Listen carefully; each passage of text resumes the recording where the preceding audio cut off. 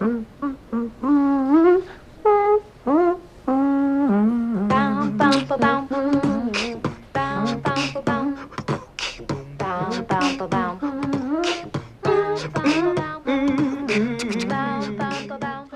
Community. Depending on who you ask, people either say they haven't seen the American Sitcom TV series and have tragically missed out, or have seen it and binged the show every weekend from start to finish. There is no in between. This is good. I'm glad we all agree not to do this. It's gonna make it a lot easier for me to beat you. What the hell? I thankfully fall into the latter and have probably watched the whole thing like 7 times. It's just insanely good, and the most honest compliment I can give this show is that it's familiar. Watching this show, it becomes so easy to fall in love with each character on their own, as well as the chemistry between each of them. How Ahhh put it in the final. TV defeats its own purpose when it's pushing an agenda. It's TV. It's comfort. It's a friend you've known so well and for so long. You just let it be with you.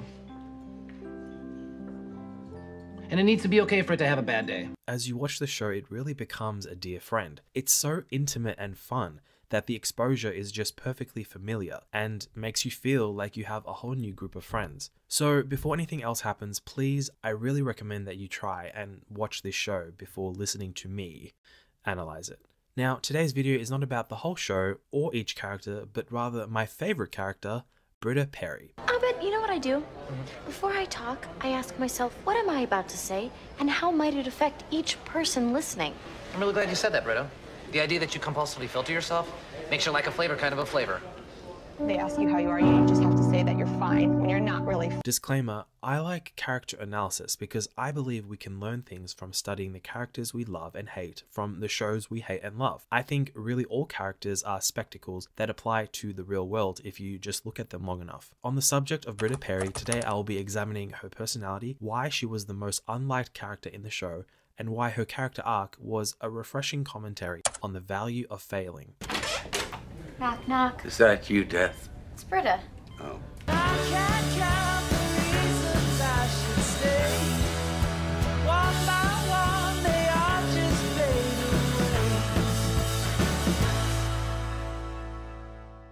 A simple summary of Community is that the show is about a group of diverse misfit students from all different stages of life who become an unlikely family as they bond over their shared differences while trying to get through their tertiary education at Greendale Community College. Ridiculous. The catalyst for the group becoming a family is the formation of a Spanish study group by Jeff Winger in season 1. Oh, hey, Spanish. Don't hit on me, okay? Whoa. I wouldn't dream of it. I just wanted to let you know about my Spanish study group. Oh, whoa. The guy who's playing Bejeweled on his iPhone all class has a study group? Britta started off in the show as a 30-year-old high school dropout who enrolled in Greendale to gain some direction in her life. She was estranged from her parents due to her resentments about how they treated her growing up. What has happened to you two? Who are these doddering, open-minded geezers? Where are the people who wouldn't let me dress up like Prince for Halloween or told me that the cat ran away because I tried alcohol? Leading her to become an anarchist feminist, someone invested in social justice issues relating to inequalities and a deep skepticism of religions and the government. She seemed to have a lot of compassion for others, especially their emotional state of mind. She was also a bit of a hipster, someone who enjoyed non-conventional lifestyles such as being a vegetarian with a fondness of marijuana. Who is it? Troy!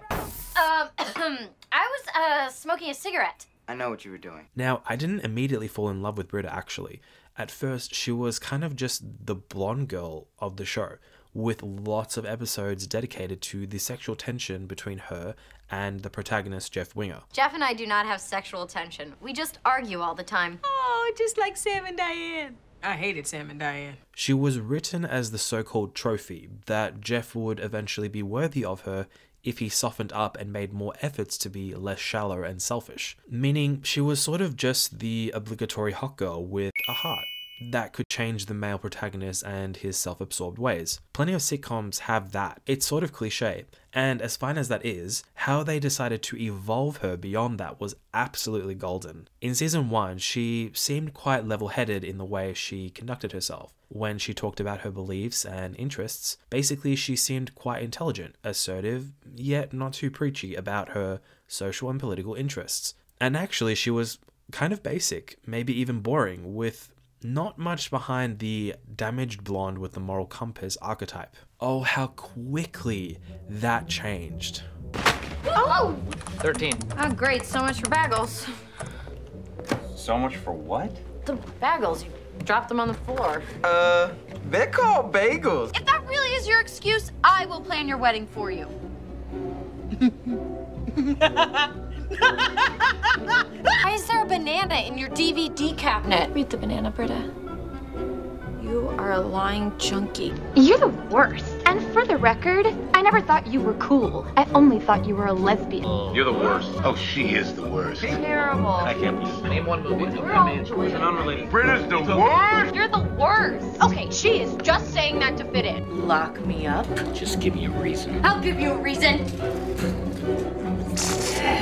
Whoa! Ah! That's it. You're coming with me. I'm gonna cut my car! Give me that! You think this is funny? Doing funny? Get off of me, you little brat! I'm a brat! I would say, even by season 2, Britta morphed far beyond just the hot girl in the study group. I don't know if it was on purpose, but I couldn't be happier that evolution happened. She became basically the longest running joke in the whole show. So edible. You're the worst. The joke revolved around Britta Perry being wildly unlikable by literally everyone. Oh, I'd very much mind, Annie. There's no such thing as a quick invasion of civil liberties. The most obvious reason might have been that, unlike in season 1, where she might have been holding back, she would become more and more vocal about her feminist and anarchist views, meaning instead of just holding these beliefs, she couldn't help but lecture them to people more and more. When's our culture gonna outgrow this wedding thing? You're anti-wedding now? No, she's just pro-anti. No to everything you both said. Now, this doesn't always make people dislike you, but anyone preoccupied with social justice issues who also has an attitude of self-righteousness are considered distasteful. The reason being, when someone talks about issues that are supposed to matter, but appear to have an unchangeable sense of certainty or moral superiority, the audience is forced to agree or feel bad. And nobody wants to feel bad about a topic that they might not even fully understand, leaving you concluding that She's a buzzkill. I'm not a buzzkill. One of the other characters, Shirley, actually also got a bit of this treatment as well, with her constant moral lecturing on Christianity. Just because someone's religious doesn't mean they have a problem with science. And certainly, if an introductory biology course at a community college can refute 2,000 years of miracles. Oh, God. And what we might learn from both of them is that if you are a skeptic or an anarchist, or really anybody who wants to change people's minds, how you say your points is more important than what you're saying. Guys, you realize you're exploiting the naivete of a man who is being brainwashed by a cult. Oh, well, it sounds a lot less fun when you say it. Everything does. She's a buzzkill. You're more likely to persuade others with a softer, more empowering approach. Now, if they left Britta like that, from the hot blonde to unlikable feminist, I don't think I would be making this video. Another even funnier thing happened in unison with this. By like season 3, it was obvious that Britta became noticeably and painfully dumber than like everyone. I came prepared. You seemed smarter than me when I met you. Thank you. It was just obvious that Britta became so much more less intelligent and more forgetful as the series progressed. Probably just Britted the test results somehow. No, I double-checked them. Wait, are people using my name to mean make a small mistake? Yes. There was a theory in the fandom that one of the main reasons behind this could have been Britta's increased consumption of marijuana throughout the series, which might have affected her cognition. I'm doing this for all of us. Oh no, she's got her marijuana lighter! Another theory was that season 1 Britta and season 3 Britta are actually the same person, but with the study group becoming her family, she simply felt more comfortable showing her true self, even if they openly mocked her for it. But the larger point is, maybe I'm not done raging against the machine! Raging against the what? That sounds dangerous. Don't worry. She'll be bad at it. With these two traits in mind, it's not hard to see why she became the quote-unquote worst. It was because she was hopelessly zealous about her beliefs, but in the same breath, continued to fail at matching her words with actions and living up to her own standards of social justice. This made her prone to being vain and hypocritical. I am an activist, that's always been my choice. Truth is, I've never voted except when I watch The Voice. Like that person who will scold you for using plastic while drinking from a straw. Oh my goodness. No! Everyone hates Britta. But then why is she my favorite character? Well, the first reason is how they subverted expectations. Even if she was annoying, I thought she truly became at least her own person. So much better than if they left her as the hot blonde from season 1, evolving her from a shallow object to a person with distinct authenticity, deep and recognizable flaws. She never actually stopped caring about others either, which I admired. Helping Abed has inspired me to finally declare a major. I'm gonna study psychology. Like in a research capacity? No, in a hands-on capacity. I'm gonna be a therapist. Oh. She still wanted to help the unfortunate. It was only how she went about executing this that was an utter disaster. Britta, how many people have you fed this year besides yourself? Janet. No, look, I spent enough time feeling bad. We know that ultimately, Britta Perry's heart was in the right place. She was a good person and a good friend. She was just annoying and a little dumb. And listen, plenty of people are annoying and dumb for different reasons. It's better than being a bad person or a bad friend who is also annoying and dumb. I think I was a little too harsh on you. I'm not perfect. I can confirm my friends find me annoying and dumb. They ask you how you are, you just have to say that you're... I'm kidding, I don't have friends. I have one friend and his name is Nigel. Hey, what's up, Nigel? You know, you're a fucking idiot, bro. I just wish I knew what he was saying. So in tandem with Britta being a failed activist but also incredibly stupid, it just added to her charm and made her seem incredibly precious, harmless even. Like reminding me of a friend who doesn't even know their own phone number but wants to call you. Must be hard work running away from your own age. Has anyone seen my e-cigarette? There should be a charity for people like you. Thank you. Really, Britta reminds me of the hopeless effort that goes into trying to do the simplest things. And even with that, she only succeeded on occasion. Britta for the whoops! Didn't you have a cat named Susan B. Anthony? How'd you manage to Britta that? And it's this naive front that makes her impossible to hate. Come on, you can't hate this face. All of this just made her sweet and honest. Truly a harmless soul who just wants to do good but needs help every step of the way. Mr. Hawthorne is requesting sourface. To clarify, her failed activism or stupidity was not a representation of her being useless. She actually helped a lot. She helped Jeff vindicate himself from his dad, counseled Abed into accepting the end of college, and tried to enlighten her friends on their own issues, even though they didn't like that. Her failure was simply the lack of direct results she saw from her own ambition. Before even coming to Greendale, she was in multiple failed social justice groups. Fine. Go, I don't need you. What's an anarchist to do without our organization? Performing demonstrations and protests that went nowhere because despite her beliefs in what she was doing, she was actually a bit of a coward and much preferred vocalizing social justice rather than indulging in the consequences of them. She also had this adorable preoccupation with being tasered or tear-gassed as a sign of rebellion, but wouldn't actually break the law beyond kicking a trash can. She is just hopelessly, painfully harmless. That's the best way I can describe her. Her strength was her intentions to do good, but her weakness was the lack of skills she had to actually foster them. Christmas time! Oh, Britta's in this? I got a Christmas time for me! Sadly, nearly everyone saw Britta Perry as a failure, even herself. Her friends would defend her from others, of course. Singing my heart song. You are the worst! Hey! You do not get to call Britta the worst.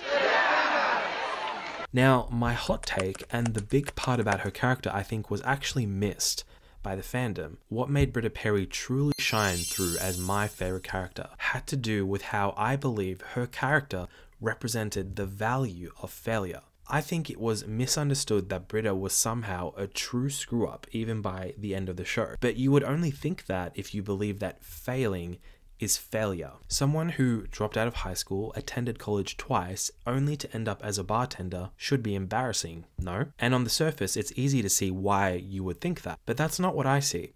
I don't see someone who has failed. I see someone who won't stay down. Hey, Ahmed, check this out. Oh, Britta's still the worst? Yeah.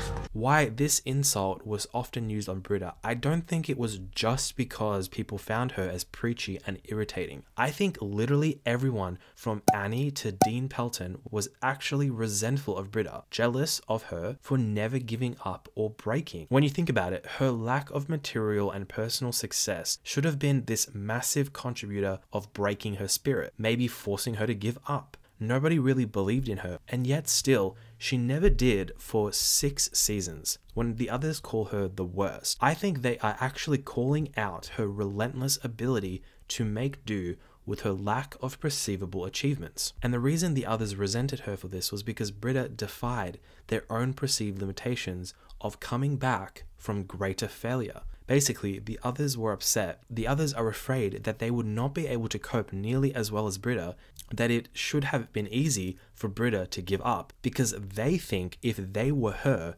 they would have. So they disliked her essentially for being stronger than them. And I think it's important to note that failure is not failure unless you fail to try again. So what value does this hold? What lesson can we learn from Britta Perry? Firstly, I think it was refreshing to see someone so painfully incapable of being more than what others believed she could be, but would not stop trying to be more. I think perhaps we have forgotten the value of failing. Failure is a normal part of growing from our previous mistakes. Without failure, nothing from the invention of the light bulb to the creation of the Great Wall of China would have happened. Britta represents the innocent desire to do good, and on that journey, she tells us that it's okay if you fail, and it's okay if people think you're a failure.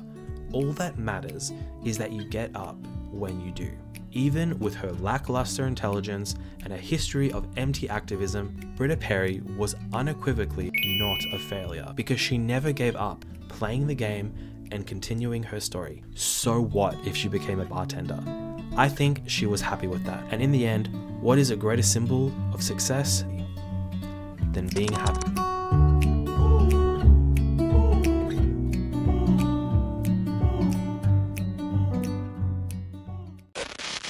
Thanks for watching. If you like this character analysis, let me know if you would want me to make one about the other community members. Also, if you're part of the BoJack Horseman fandom, you can check out my video on each character's fatal flaw. Take care and see you soon. It's okay, Nigel. I don't think you're a failure. Your soul will be mine by morning. I just really wish I knew what he was saying.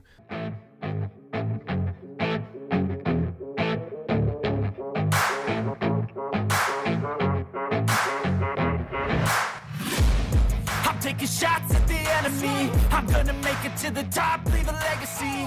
If I got something to say, you better let me speak. Turn it up a new degree, bitch, you ain't seen